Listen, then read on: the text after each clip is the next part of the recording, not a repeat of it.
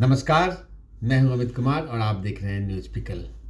दिल्ली के चुनाव में अब बस चंद दिन बच गए हैं। फिर भी सब लोगों के मन की इच्छा है कि वो पहले जान जाए कि आखिर दिल्ली के चुनाव में हो क्या रहा है। सबकी इच्छा है कि दिल्ली के चुनाव में कौन जीत रहा है। क्या आम आदमी पार्टी दोबारा सत्ता में वापसी करेगी कि इस बार बीजेपी पिछले 28 वर्षों का जो उसको शासन में कभी भी आने का मौका नहीं मिला है वापस कर पाएगी, या कांग्रेस अपना खाता खोलेगी। क्या होगा दिल्ली के चुनाव में? जो सारे ज्योतिष भी अपने अपने ढंग से प्रिडिक्ट कर रहे हैं, सट्टा बाजार भी कुछ बोल रहा है, और जितने पोलस्टर्स हैं वो भी अपने अपने ढंग से इसकी एनालिसिस कर रहे हैं कि क्या होगा दिल्ली के चुनाव में। हालांकि कोई भी ओपिनियन पोल जैसे बाकी राज्यों के चुनाव में या लोकसभा के चुनाव के समय में जैसे सारे ओपिनियन पोल्स आए थे, दिल्ली के चुनाव के संदर्भ में सब कोई भी पोलस्टर्स ओपिनियन पोल करने से डर रहा है। चूंकि पिछला रिकॉर्ड भी दिल्ली का कुछ वैसा ही है। किसी ने कल्पना नहीं की थी कि 70 में 67 सीट्स आम आदमी पार्टी को आएगी। किसी ने कल्पना नहीं की थी कि 70 में 62 सीट्स आम आदमी पार्टी को आएगी। किसी ने कल्पना नहीं की थी कि कांग्रेस को एक भी सीट दिल्ली के विधानसभा में नहीं मिलेगा। एक इलेक्शन नहीं, दो इलेक्शंस में ऐसा रिजल्ट आएगा। लेकिन फिर भी इस बार दिल्ली का चुनाव बदला हुआ है। कई कारण हैं। आम आदमी पार्टी कई वादा पिछले 12 साल से शासन में है। 12 साल से शासन में रहने के बाद हर बार अलग अलग कई तरह के वादा आम आदमी पार्टी ने दिल्ली की जनता से किया था। जैसे सबसे बड़ा जो फ्री बीज की बात करें तो फ्री बीज पर फिर हम आएंगे। उससे पहले जैसे यमुना को साफ करने का वादा। ये दिल्ली की पहचान यमुना नदी से होती है। पूरे देश के हर बड़े शहर किसी न किसी नदी के किनारे बसी हुई है और उस शहर की पहचान उस नदी से होती है। लेकिन कभी दिल्ली वासी को आप कभी नहीं सुनेंगे कि वो नदी के किनारे घूमने जा रहे हैं, जबकि दूसरे शहरों के साथ ये बातें हैं। तो दिल्ली का यमुना तो साफ हुआ नहीं। इसके साथ साथ हम लोग को याद है या सबको याद है कि आम आदमी पार्टी की सरकार जो दिल्ली में आई तो उससे पहले भ्रष्टाचार उनके लिए बहुत बड़ा इशू था। वो शीला दीक्षित की सरकार और उस समय की केंद्र सरकार जिसके प्रधानमंत्री मनमोहन सिंह थे, उसके भ्रष्टाचारों को एक एक करके गिनवा कर और वो सत्ता में उसकी एंट्री हुई और वो लगातार एक ईमानदार सरकार देने की उसका कोशिश रहा और उसने वही वादा किया जनता से। लेकिन पिछले 5 साल में अरविंद केजरीवाल स्वयं भी भ्रष्टाचार के आरोप में जेल गए, उनके कई मंत्री जेल गए और उनके इवन सांसद संजय सिंह भी जेल गए और सब पर ईडी का मुकदमा चल रहा है, शराब घोटाला का चार्जेज है। तो कहीं ना कहीं भ्रष्टाचार का एक बहुत बड़ा मुकदमा जो उनके पार्टी को के हर लोगों पर हुआ पड़ा है, तो उसमें वो अब घिरे पड़े हैं। तो ऐसे बैकग्राउंड में जब दिल्ली का चुनाव हो रहा हो तो सबकी दिलचस्पी है कि क्या अपनी पिछली परफॉर्मेंस को अरविंद केजरीवाल और आम आदमी पार्टी दोहरा पाएंगे। देखिए, जहाँ तक सट्टा बाजार का भी जो आकलन होता है बहुत सटीक माना जाता है। तो ये हर चुनाव से पहले विशेषज्ञों की और सब लोगों जानकारों की नज़र होती है सट्टा बाजार पर। तो जो फलोदी सट्टा बाजार है वो आज से 15 दिन पहले का उसका अनुमान और अब जो अभी सबसे लेटेस्ट उनका अनुमान आया है, दोनों में अंतर है। पहला अनुमान में और अब के अनुमान में आम आदमी पार्टी थोड़ी मजबूत ही हुई है। जो सट्टा बाजार की बात करें तो जो लेटेस्ट अनुमान आया है उसमें 39 से 41 सीट्स बोल रहा है कि आम आदमी पार्टी को मिलेगा। तब भी पिछले 62 की तुलना में अगर बात करें तो 20 सीट कम हो रहा है आम आदमी पार्टी का। लेकिन सत्ता में आम आदमी पार्टी वापस करेगी, ऐसा फलोदी सट्टा बाजार का कहना है। और जबकि पिछला जो उनका हुआ था उस समय वो आम आदमी पार्टी को 36 सीट के आसपास दे रहे थे और इस बार 39 से 41। तो मतलब उनका ट्रेंड बढ़ा है एज पर सट्टा बाजार। और जहाँ तक भारतीय जनता पार्टी का बात है तो उनको 35 से 37-38 सीट तक मिलता हुआ दिख रहा है। तो कहीं ना कहीं नहीं, 32 से 35 सीट मिल रहा है, मतलब सत्ता से थोड़ा चूक रहे हैं। लेकिन इतना तो तय है कि बीजेपी इस बार अपने परफॉर्मेंस में बहुत ज़्यादा सुधार कर रही है और पिछले बार से अगर तुलना करेंगे तो आम आदमी पार्टी का परफॉर्मेंस नीचे आ रहा है। ये करीब करीब हर तरह का जो पोल हो रहा है, पोलस्टर्स जो इंडिकेट कर रहे हैं, उसमें हर जगह ये तो हो रहा है कि आम आदमी पार्टी की सीटें घट रही हैं, बीजेपी की सीटें बढ़ रही हैं, लेकिन अभी भी सत्ता में आने की संभावना जो है वो आम आदमी पार्टी की सबसे ज़्यादा है। अगर हम पोलस्टर्स की बात करें तो कई पोलस्टर्स जो अपना एनालिसिस करते हैं, हालांकि चूंकि ओपिनियन पोल कोई नहीं कर रहे हैं, लेकिन उनके जो विशेषज्ञ हैं, उनके लोग जो हैं अलग अलग ढंग से दिल्ली के चुनाव पर नज़दीक से नज़र बनाए हुए हैं। और उनका एक नंबर है कि जो कि तो उसमें भी ज़्यादातर ये आ रहा है कि कितने लोग सत्ता बदलना चाहते हैं, तो उसमें रहता है कि 50% के आसपास लोग सत्ता नहीं बदलना चाहते हैं। तो इसका मतलब है कि आम आदमी पार्टी की वापसी होगी। हालांकि 49% के आसपास लोग बोलते हैं कि हाँ, हम सत्ता बदलना चाहते हैं।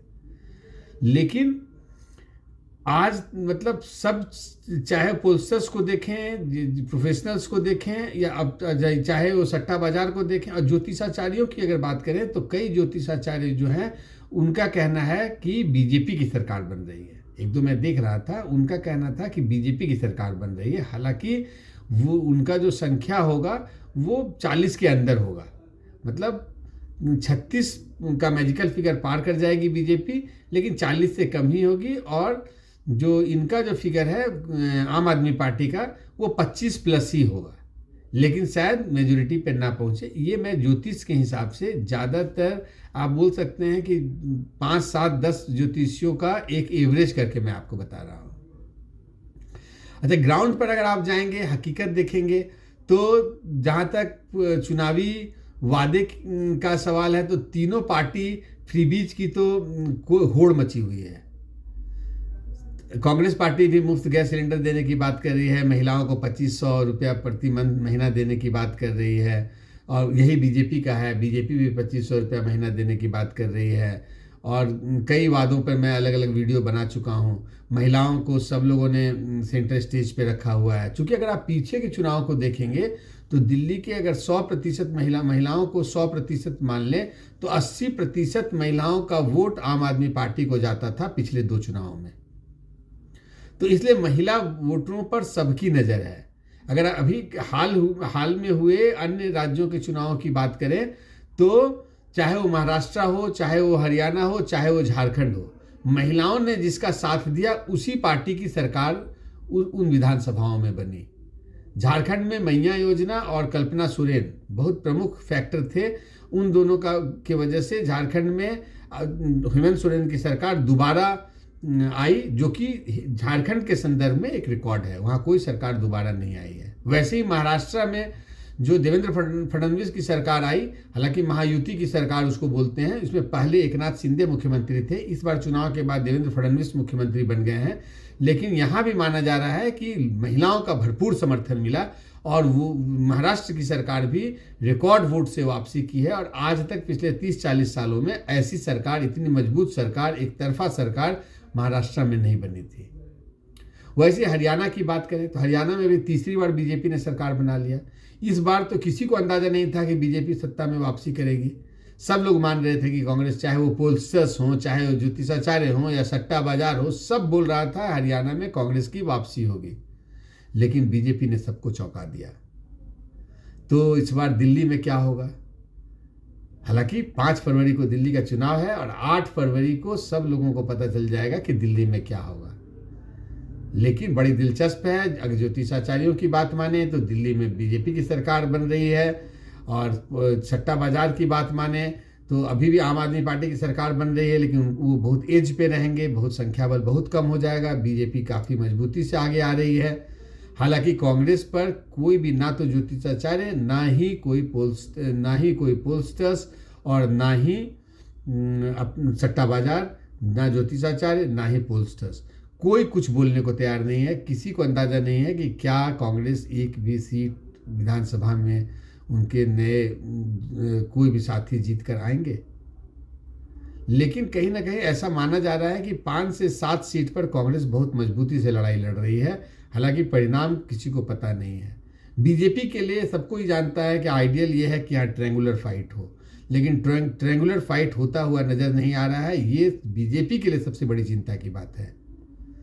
जब ये लोग पता लगाते हैं, जानने की कोशिश करते हैं कि क्या कारण है 50% से ज़्यादा वोट लोकसभा में बीजेपी को आ जाता है, लेकिन विधानसभा में वो ये आंकड़ा छूने के लिए बहुत स्ट्रगल करती है, फिर भी नहीं छू पाती है, तो लोग कहीं ना कहीं बोलते हैं कि जो फेस है, कौन होगा सीएम, ये भी बहुत मैटर करता है। तो जो केंद्र की सरकार की जब बात होती है तो लोगों में कन्फ्यूजन नहीं होता है। सबको मालूम है कि नरेंद्र मोदी लीड कर रहे हैं बीजेपी को, वो उनको 10 साल तक परखा है लोगों ने, और या अब फिर आगे परख रहे हैं, तो उसमें कोई कन्फ्यूजन नहीं है। उसमें लोग दूसरे दल के प्रधानमंत्री के जो उम्मीदवार हैं उसके सोचकर एक तरफ उधर चले जाते हैं।